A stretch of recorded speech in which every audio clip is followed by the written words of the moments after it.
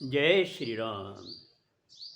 रामायण सिंधी शायरी में व्याख्या हिंदी में पृष्ठ 38 अयोध्या कांड। इसके पहले राम, सीता और लक्ष्मण शृंगवीरपुर पहुंचते हैं। निषाद राज गुह को जब ये पता चलता है कि श्री राम आए हैं तो अति प्रसन्न होता है। कंद मूल फल आदि भेंट लेकर श्री राम के पास पहुंचते हैं और कहते हैं कि हे श्री राम, हम तो कुछ भी नहीं हैं, बस आपके सेवक हैं। अब आगे।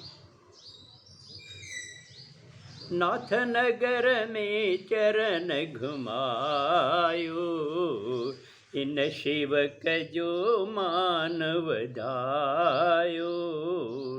राम चयो सिकतों में आए, मगर पिताजी आज्ञा नाहे।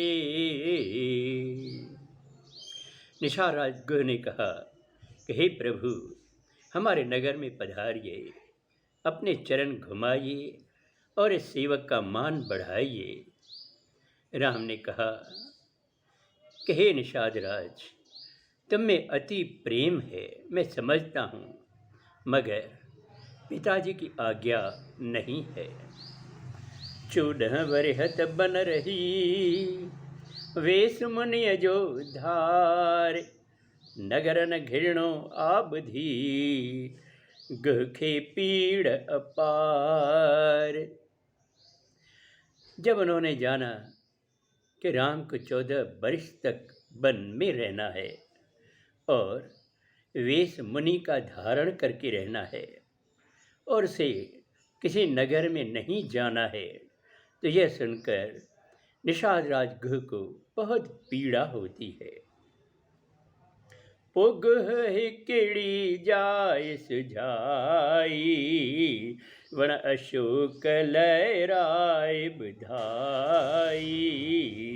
राम सहूलियत वारी जाती, जगह बेहद सुंदर पाती। निषाद राज गुह ने फिर एक जगह सुझाई, अशोक के वृक्ष की, और बताया कि यहीं आप रहें तो सुविधाजनक होगा। राम ने भी उसे सही माना। वो जगह भी उन्होंने बहुत सुंदर समझी। रात लखन पहरो डनो, चाढ़े तीर कमान। गुहब अचीवे ठो उते, खूब कयो सम्मान। रात को लक्ष्मण ने पहरा दिया, तीर कमान हाथ में लेकर। गुह भी उसी के पास आकर बैठ गए और उनका बहुत सम्मान किया। को न दिसी थो गुह सघे, धरती ते श्री राम।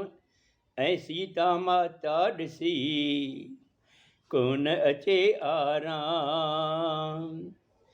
निषाद राज गुह ने जब श्री राम को धरती पर सोते हुए देखा तो उसे बहुत पीड़ा हुई, बहुत दुख हुआ, और वो सीता माता को भी इस हालत में नहीं देख सके थे और उसे कोई आराम नहीं मिल रहा था।